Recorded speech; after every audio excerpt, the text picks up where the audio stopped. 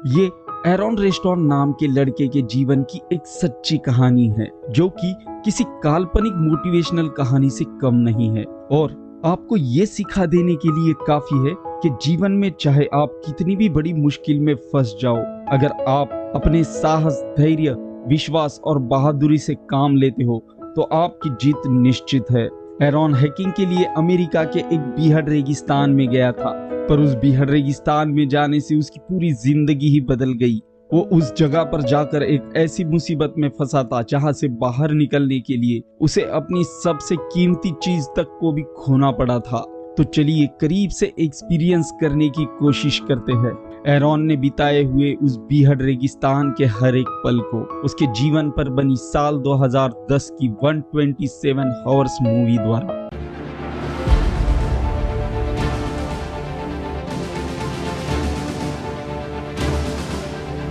Movie की शुरुआत होती है और हम देखते हैं एरॉन नाम के लड़के को जो हैकिंग के लिए अमेरिका के एक सुनसान बीहड़ में आया था। और एरॉन ने यहाँ आने से पहले अपने किसी दोस्त को नहीं बताया था और ना अपना फोन साथ में लाया था, क्योंकि वो अक्सर अकेले ही हैकिंग पर जाना पसंद करता है और वो इस इलाके के बारे में भी अच्छे से जानता था, इसलिए उसने इस बात को जरूरी नहीं समझा था। एरॉन अपनी साइकिल को एक पेड़ से लॉक करता है और पैदल ही आगे के सफर के लिए निकल पड़ता है। उसे रास्ते में दो लड़कियां मिलती है। वो उन लड़कियों के पास जाता है तो वो लड़कियां उसे अपना नाम मेगन और क्रिस्टी बताती है। दरअसल इन लड़कियों को एक लूजोंग नाम की जगह पर जाना था, पर ये दोनों रास्ता भटक जाती है। लेकिन एरॉन को इस इलाके के बारे में पूरी जानकारी होती है। वो उन दोनों भी लड़कियों को उस जगह पर ले जाने लगता है, पर एरॉन उस जगह पर जाने के लिए एक शॉर्टकट रास्ता चुनता है जो कि बहुत खतरनाक था। अभी तीनों जिस दरार के रास्ते उस जगह पर जाने लगते हैं तो एरॉन बीच रास्ते में नीचे गिर जाता है, पर नीचे पानी होता है और एरॉन बच जाता है। दरअसल एरॉन को पता होता है कि इस जगह पर पानी था और वो जानबूझकर गिरा था। इसके बाद वो दोनों लड़कियों को भी कूदने के लिए कहता है। हालांकि दोनों भी लड़कियां डरी हुई थी, लेकिन फिर भी वो एरॉन की बात मानती है और वहां से नीचे कूद जाती है। बाद में ये तीनों उस जगह पर आकर दिन भर बहुत एंजॉय करते हैं और फिर उस जगह से बाहर आ जाते हैं। यहाँ पर मेगन और क्रिस्टी को एरॉन अलविदा कहता है, पर मेगन एरॉन से कहती है कि कल उसने अपने घर पर पार्टी रखी है और उसे इनवाइट करती है। तो एरॉन उसे कहता है कि वो जरूर आएगा। फिर एरॉन उन दोनों के पास से चला जाता है। मेगन और क्रिस्टी भी उनके रास्ते चले जाते हैं। एरॉन अब उसकी पसंदीदा जगह पर जाता है जो कि जमीन के अंदर पानी बहने की वजह से बनी थी। वो अपने कानों में म्यूजिक चलाकर आगे बढ़ रहा था। तभी एक जगह पर उसे नीचे उतरना था। वो नीचे उतरने से पहले वहां के पत्थर को चेक करके देखता है कि वो पकड़ने के लिए मजबूत है या नहीं। उसके बाद ही वो नीचे उतरने लगता है। वो नीचे उतरते समय जब उस पत्थर का सहारा लेने के लिए उस पर हाथ रखता है तो उसी समय वो पत्थर उसकी जगह से हिल जाता है और पत्थर के साथ साथ एरॉन भी नीचे जाने लगता है। तभी एक जगह पर आकर पत्थर और एरॉन दोनों भी रुक जाते हैं और एरॉन जोर से चिल्लाता है क्योंकि उस दरार और पत्थर के बीच में उसका हाथ फंसा था। एरॉन को यकीन नहीं होता कि वो इस जगह पर फंस गया है, लेकिन इसमें एरॉन को ज्यादा चोट नहीं आई थी, इसलिए उसे ज्यादा दर्द नहीं हो रहा था। वो अपनी पूरी ताकत लगाकर उस पत्थर को हटाने की कोशिश करता है, पर बहुत देर तक कोशिश करने के बावजूद भी वो पत्थर अपनी जगह से नहीं हिलता, क्योंकि वो इस दरार में एरॉन का हाथ दबाए बिल्कुल फिक्स बैठा था।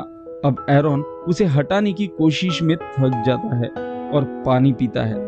तभी उसे लगता है शायद मेगन और क्रिस्टी यही आसपास हो, इसलिए वो उन्हें आवाज देने लगता है। तभी हमें एरॉन जिस जगह पर फंसा है उस जगह का ऊपर से व्यू दिखाया जाता है और हम देखते हैं कि एरॉन एक समतल जमीन की छोटी सी दरार में फंसा है और ये जगह एक बीहड़ रेगिस्तान के बीचों बीच होती है, जहां इंसान तो इंसान, परिंदों का आना मुश्किल है। अगर कोई इंसान आ भी जाए तो उसे उस दरार में फंसा एरॉन दिखना तो दूर, उसकी आवाज भी नहीं आएगी। एरॉन की समझ में आ जाता है कि उसे बचाने के लिए यहाँ कोई नहीं आएगा उसे खुद ही यहाँ से बाहर निकलना पड़ेगा। वो अपने पास का जितना भी सामान होता है उसे निकालकर सामने उस पत्थर पर रखता है। एरॉन एक हैकर होता है, तो हैकिंग करने का सारा जरूरी सामान उसके पास था। उसके पास उस सामान में एक चाकू था। उसे उठाकर वो उस पत्थर को काटने लगता है।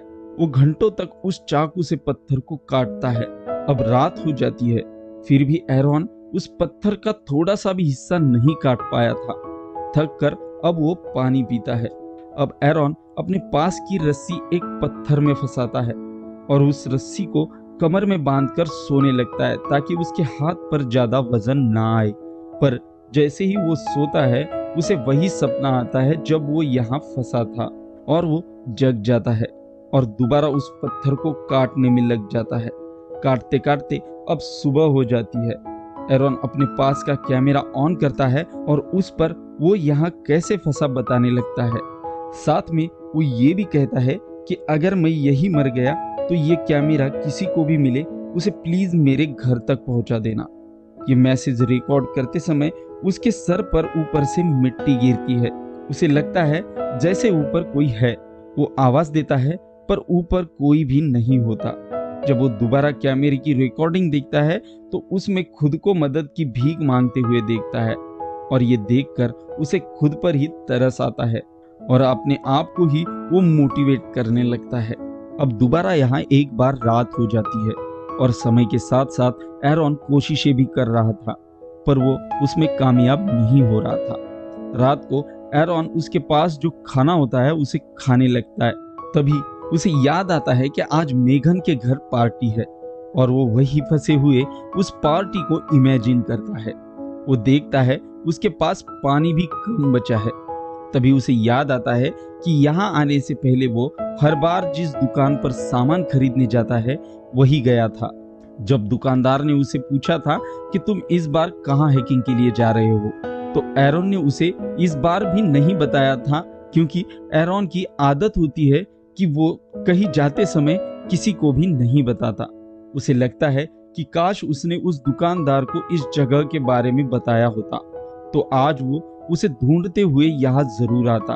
तभी फिर एक बार सुबह हो जाती है और एरॉन फिर से उस पत्थर को हटाने की कोशिश में लग जाता है।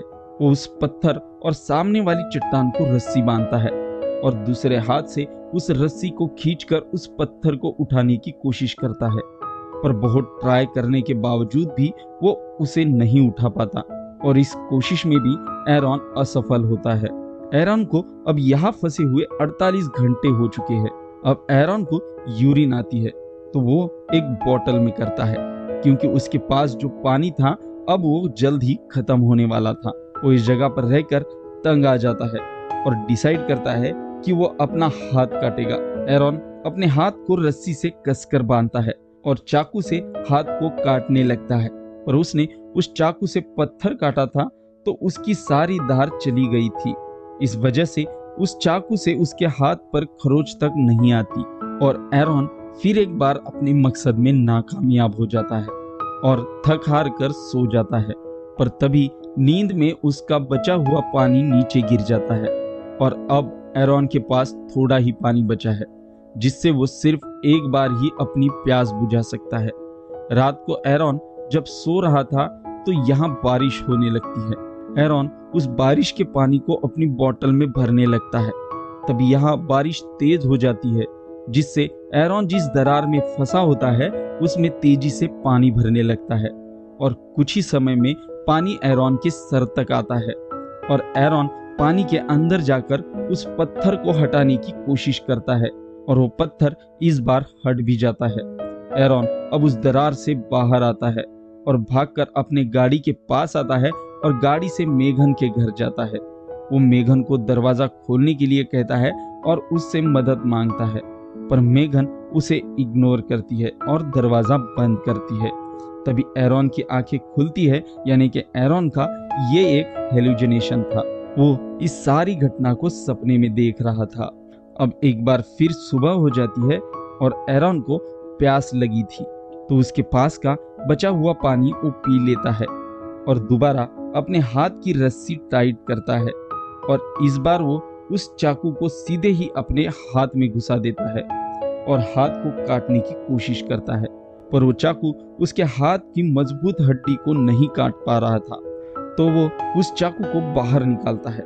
रात को जब उसे प्यास लगती है तो प्यास बुझाने के लिए वो खुद का ही यूरिन पीता है, जिसे पीते समय उसे बहुत घिन आ रही थी, पर इसके अलावा उसके पास कोई रास्ता भी नहीं था।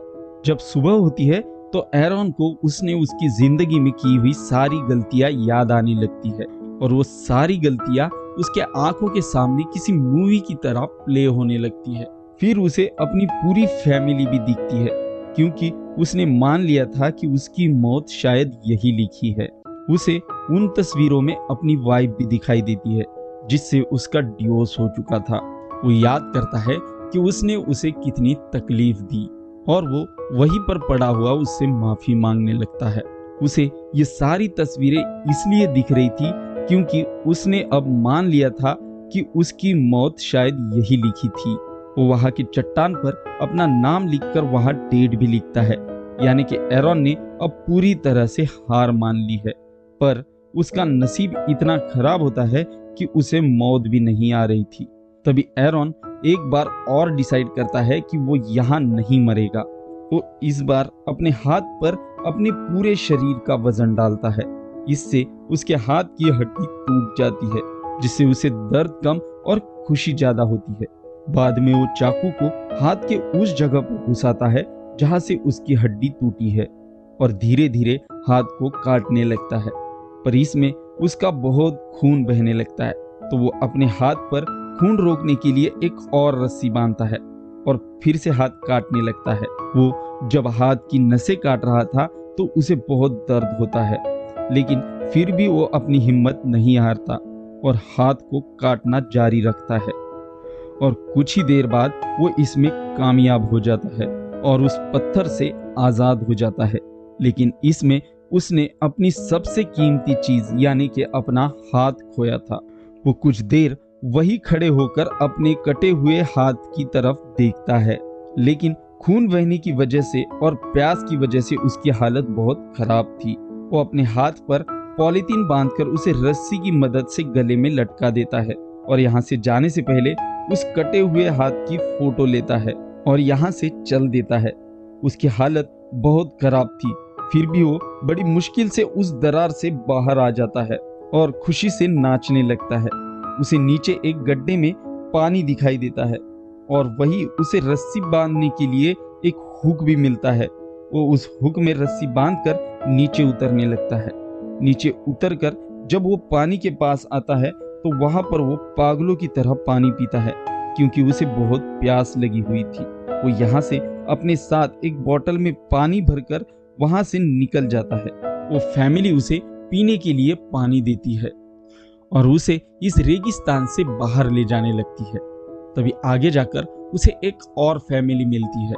वो भी उसे पानी पिलाती है और नीचे बिठाती है ताकि वो कुछ देर रेस्ट कर सके।